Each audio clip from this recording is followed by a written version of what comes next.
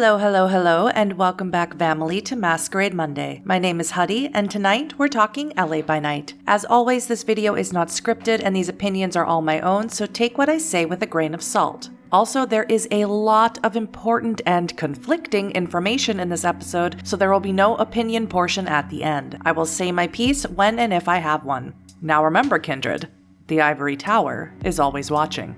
I was unbelievably excited for this episode as soon as I saw the teaser image, featuring Brian Deckard as Prince Vannevar Thomas, Amelia Rose Blair as his seneschal Susanna Rochelle, Shane Easton and Nora Ibrahim returning as Katya and Ebe respectively, and of course the Baron of Hollywood herself, Nellie G, played by Cynthia Marie. The episode opens in the indoor gardens of a conservatory in Beverly Hills, where Suzanne and Nellie are having a clandestine meeting among the flower beds and rose bushes. Their interactions begin flirtatious and playful, Suzanne willing Nellie to chase her through the ferns and the greenery, sampling the scent of the roses as she does so. She even offers Nellie a taste of her blood, which Nellie refuses, much to Suzanne's disappointment. Nellie tells Suzanne she is now the Baron of Hollywood, to which Suzanne responds with a somewhat patronizing clap, but Nellie seems to take it in stride, quite proud of her newfound station and ambitions she hopes to fulfill. Suzanne tells Nellie that she's missed her, and Nellie replies in kind, remarking that they cannot be seen together because it would ruin everything they've been working towards. There's always an episode of LA by Night every season that leaves me with many more questions than answers, and this is definitely that episode. What have Nellie and Suzanne been secretly working on? Does it have something to do with these secret codes in fashion magazines we heard about in the last episode? The mood shifts quickly as Suzanne divulges that she is in a state of constant fear, that she feels a storm brewing. Suzanne is clearly paranoid and stops at one point to check the surroundings in case they are being watched or listened to. She tells Nellie that she is in grave danger, that she associates with someone who will harm them all. Suzanne attempts to be choosy with her language, calling this person illegitimate and someone with a dark power, but finally she drops the final hint that clearly points to Eva, that this person is a drug addict. Suzanne tells Nellie that Eva was never meant to be kindred, that she was embraced without permission from either the Camarilla or the Tremere. She claims that Eva has a terrible power within her and that she cannot control it, that she will destroy them all. Again, here comes another of the many rhetorical questions I have after watching this episode. Eva is clearly skilled in old magic, old thaumaturgy, likely learned from those books she took from Strauss when she fled. We know that she has an array of rituals in her back pocket, the terrifying Zeus's fury, but what else is she holding onto in that magical arsenal? Another question can be added to this one though, who has fed Suzanne this information about Eva? But let's hold on to that question for now. After divulging this small tidbit of backstory about Eva, Suzanne uses the Auspex power of telepathy to probe into Nellie's mind to see how she feels about Eva. Suzanne rouses her blood to do this and grows hungrier, Jason Carl affecting a French accent as Suzanne's beast begs, in a delicate demure voice, to be fed, asking her how long she must stay hungry. We know from season 3 that Suzanne's beast has the voice of her one-time friend, Marie Antoinette. Nellie attempts to block Suzanne from her mind, but fails, and Suzanne sees in her mind's eye the last conversation she had with Eva at Nellie's party, when Eva claimed that she had to leave LA, that she needed space and time away. Now, I've already said in the pinned message of my last recap video that I am reserving my thoughts on Eva and her departure until the final video I'll make on season 4. But is this a confirmation that Eva has actually left the city, as opposed to, say, taking a walk over to the Magic Castle with a napalm grenade? If the Magic Castle isn't the source, then what is? Maybe she's just looking for one of those elusive salubri for some Obeah therapy. Suzanne reiterates how dangerous Eva is, and Nellie attempts to appeal to Suzanne's sympathy for a kindred lost and frightened, wandering alone in the night. Suzanne coldly replies to her that her heart has long been dead, and that Nellie doesn't understand what she's talking about.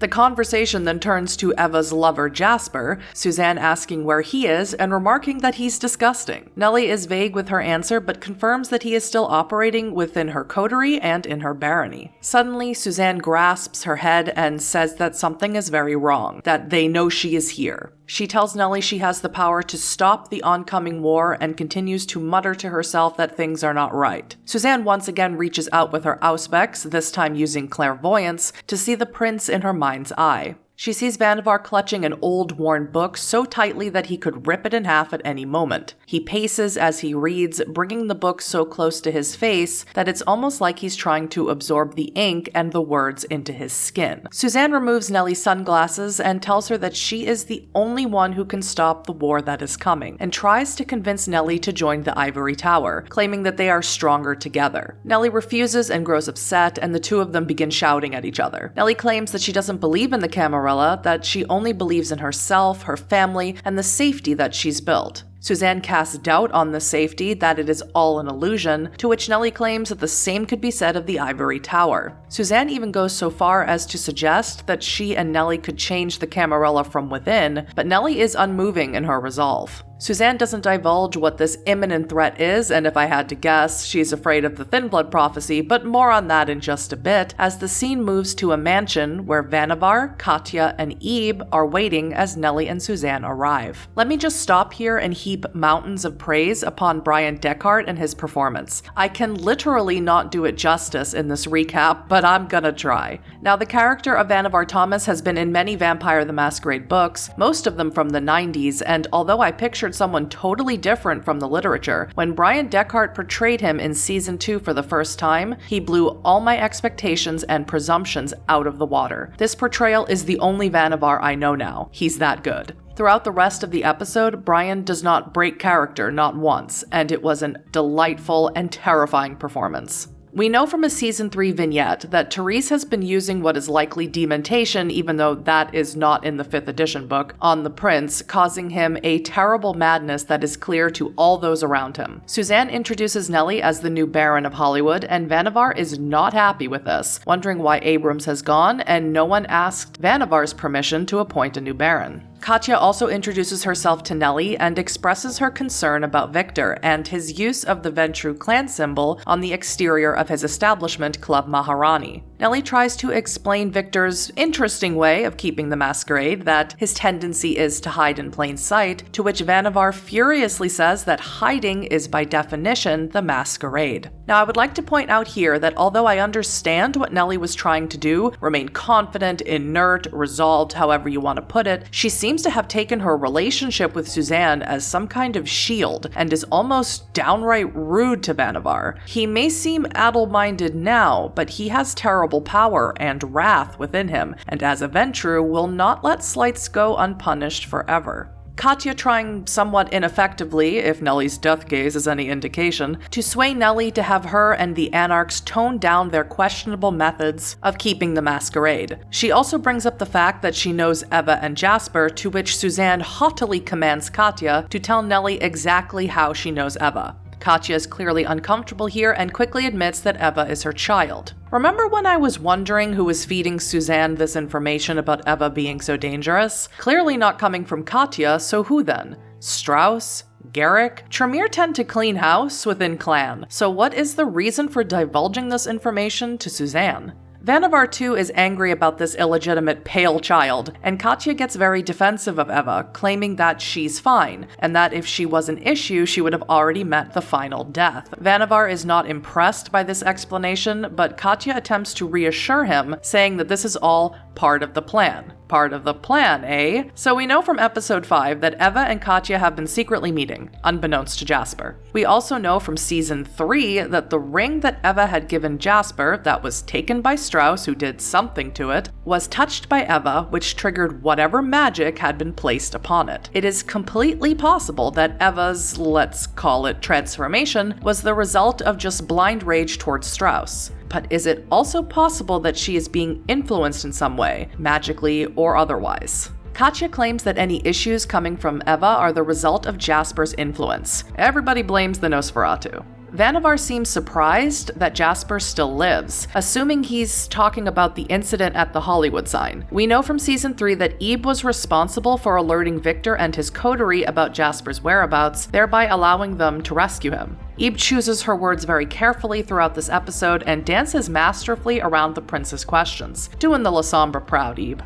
Vanavar's attention is quickly shifted, and he questions Katya about Garrick and why he is no longer here. Katya does her best to persuade him that she is completely capable of serving him as the Tremere Primogen, and even goes so far as to continue her story of blaming him for the incident with the gargoyle, claiming he stole the creature from Strauss and placed it in the labyrinth. As I stated before, I don't buy this story. Katya brings up the arrangement the Tremere had made with Baron Abrams to Nellie, that they have been allowed to live and study in the Magic Castle, and asks Nellie to continue this arrangement. All the while, Vanavar obsessively whispers about the ley lines and how much he wants them. Nellie agrees to negotiate this deal at a later date, while Vanavar demands Garrick be returned immediately. Katya claims she doesn't know how to contact him, but Vanavar will not be dissuaded, claiming Garrick to be a friend and says he doesn't want Katya's magic. Calling on the power of his presence, Vanavar reaches out with his mind, and after a critical success, during which Brian Deckhart still didn't break character, his hand shaking as he assembled his dice, crying out for more when there wasn't enough for his pool, summons Garrick to him, Jason Carl telling him that he will return to LA as quickly as possible.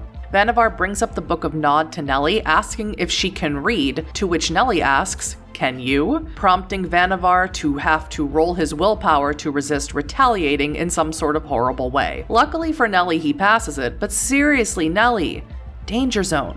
Vanavar summons his, I guess we'll call him a houseboy, Bert, and tells him to bring the book. Bert, with loud, hurried steps, does as his prince commands, and of course, the book is the Book of Nod. Vanavar reads some pages out loud, specifically from the third section of the book, The Chronicles of Secrets, which are all about the signs of Gehenna. He reads, "Quiet, hear the ravens cry. The stillness of the wind rising hot on the street. The towers hide the darkness of the day. When La Sombra's dreams come true, on the day when the moon runs as blood and the sun rises black in the sky, that is the day of the damned, when Cain's children will rise again. And the world will turn cold, and unclean things will boil up from the ground, and great storms will roll. Lightning will light fires, animals will fester, and their bodies twisted will fall. So too our grandsires will rise from the ground, they will break their fast on the first part of us, they will consume us whole."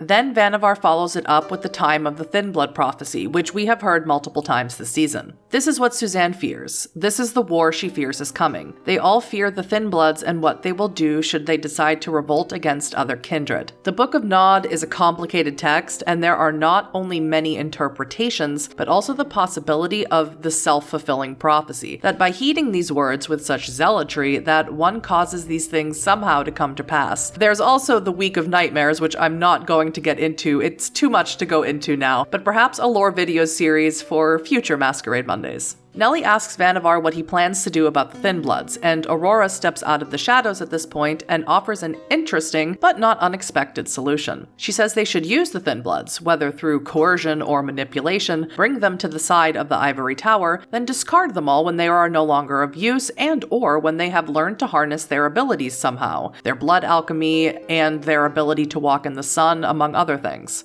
Aurora even tells the prince the name of their leader, Delilah. Nellie is questioned about whether or not she knows about Delilah and all the Thin Bloods being harbored by Victor in the valley, and Suzanne uses telepathy once again to see if Nellie is telling the truth. Nellie admits that she is aware of it and doesn't resist the telepathy, proving to be once again telling the truth. The group splits up briefly, Katya and Suzanne speaking privately, as well as Nellie and Ebe, while Vanavar states, "I'll just be here with my book." Brilliant. Katya informs Suzanne that Zelios is awake and in the basement of the mansion they are in. She also tells Suzanne that she can be trusted and believes wholeheartedly in the Camarilla. Suzanne, really exercising that telepathy tonight, reaches out to see if Katya is telling the truth, and surprisingly, Katya elects to resist it. So here I was like, okay, now we're going to find out how Katya really feels about everything, but even though she failed to resist, her answer was still the truth. I noticed Jason Carl trying to probe further to see if there was any reason she had to resist or elected to resist, but no dice. We'll circle back to this though in a minute. Ebe and Nellie talk briefly, Nellie oddly surprised that Ebe is a vampire, even though she eavesdropped on Victor's conversation with Fiorenza in Season 3, who confirmed that Ebe was embraced into the La Sombra clan. She also laments the trust lost between the two, and doesn't seem to know that Ebe was the one who helped the coterie extract Jasper from the Hollywood sign. Ebe is cool and collected and gives away virtually nothing. It was such a pleasure to watch the tactic in her conversation. Nellie wants to know if Greg is going to come back to her okay. I'm guessing Nellie still thought Ebe was a ghoul when Ebe asked Nellie for his help, and Ebe says that he will come back okay. I guess we'll find out. As their conversation ends, Nellie gets a text from Lavender stating that there's trouble in the Big H. Uh-oh.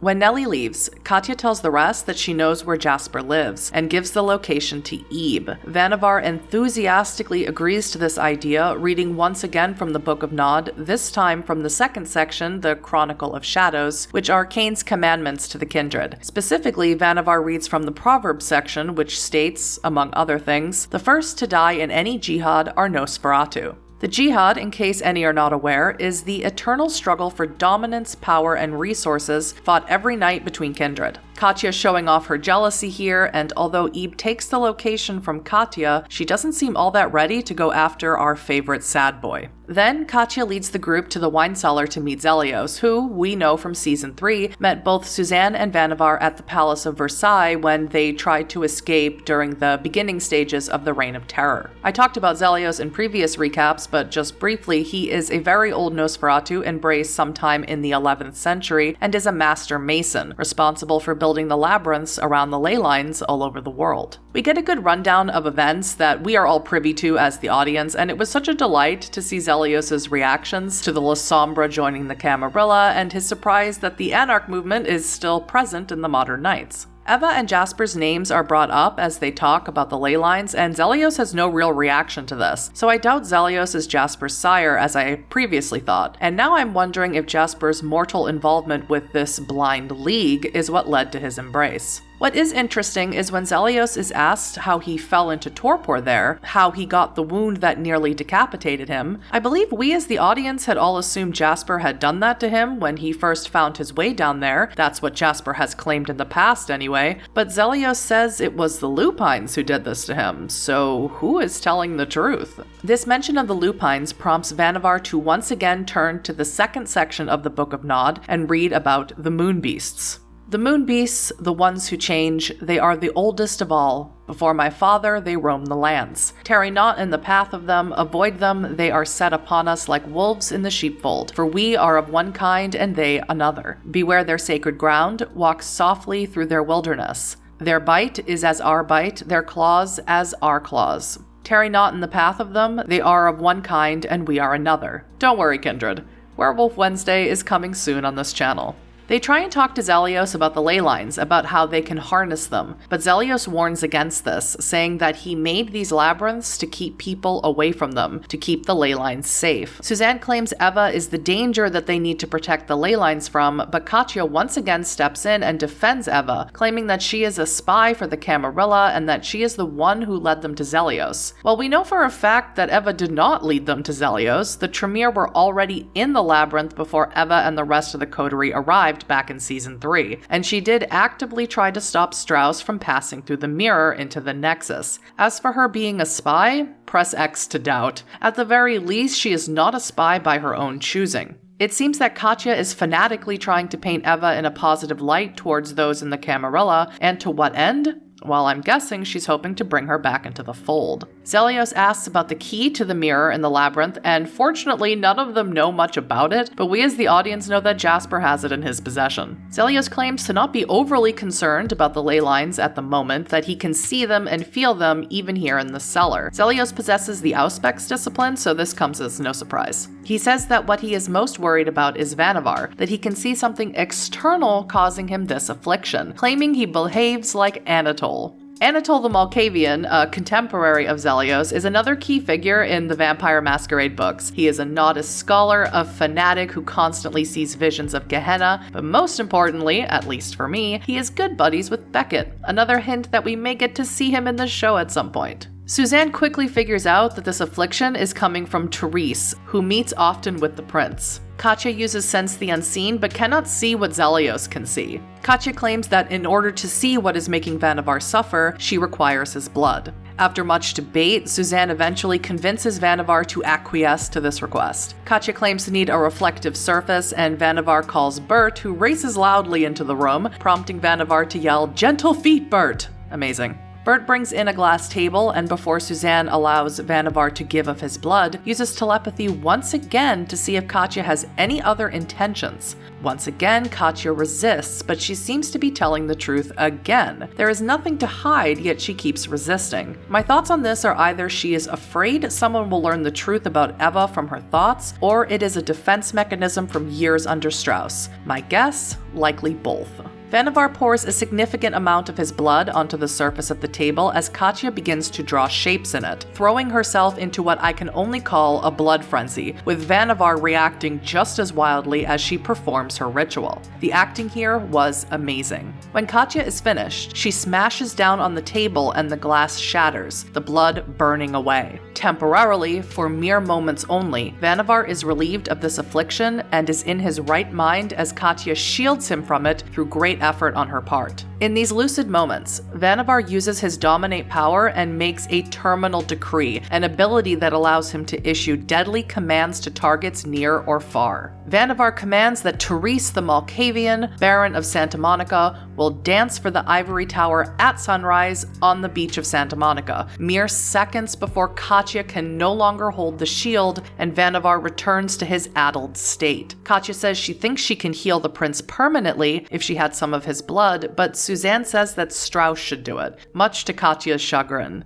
Vannevar does express his thanks in his own way and once again calls on Bert to bring Katya something to eat. The vignette plays and we see Greg still handcuffed to that steering wheel, having reached over 700 bottles of beer on the wall as he waits for Eve to come back. He is clearly, understandably angry, raging against the steering wheel, claiming he's gonna stake Eve himself. Reaching into his pocket, he pronounces out loud that he's gonna smoke since she's not here, placing a cigarillo in his mouth, only to realize he can't reach his lighter. Poor Greg. If you haven't already, please go follow the World of Darkness Twitch channel and subscribe to them on YouTube. If you can, sub to their channel on Twitch and support their sponsors Backblaze and Level Up Dice. All links can be found in the description. If you enjoyed this video, consider subscribing to me as well for new content every Masquerade Monday, and let me know your thoughts on Episode 7, Dead Ecstasies, in the comments. Thank you so very much for watching, and as always, I'll see you in the next one. Bye bye!